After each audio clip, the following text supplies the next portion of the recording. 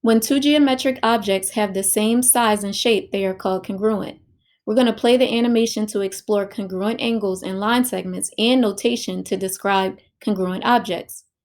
A line segment's size is determined by its length, so two line segments are congruent if they have the same lengths. You can use a ruler to show the two line segments are congruent.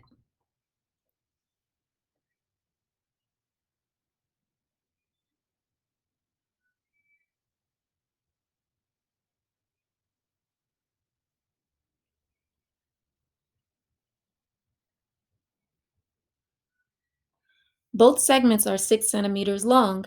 Remember that JK and RS represent the length of the line segments, so JK is equal to RS, which is equal to 6 centimeters.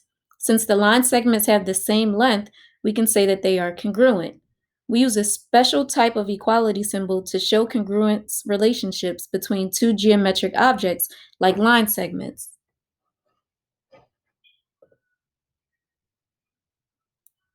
You can also use patty paper to show that the two line segments have the same length and are congruent.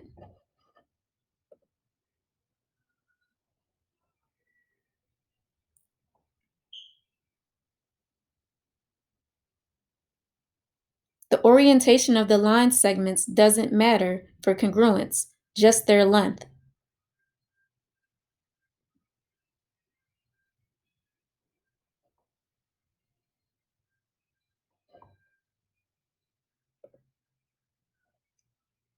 An angle size is determined by its measure, so two angles are congruent if they have the same measures.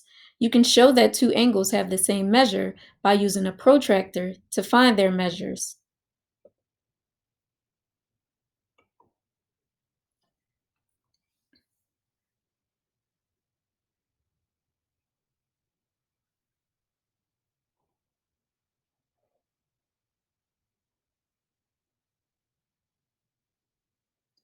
Both angles measure 80 degrees, so they are congruent.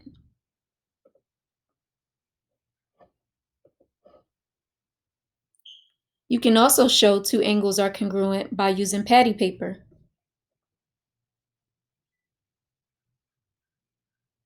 Note that the lengths of the rays are not important since rays actually continue indefinitely and have no size.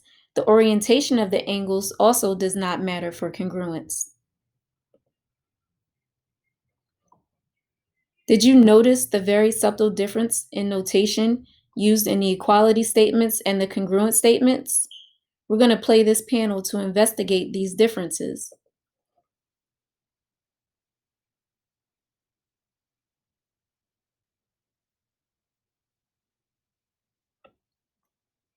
Remember, for angles, we use the little m to indicate the angle measure. For segments, we list the endpoints with no segment bar to indicate the length of the segment. The angle measures and segment lengths are numbers, and numbers can be equal to each other. Geometric objects cannot be equal to each other, but instead can be congruent to each other. So, to use the congruent symbol, when you need to have the notation to indicate a geometric object.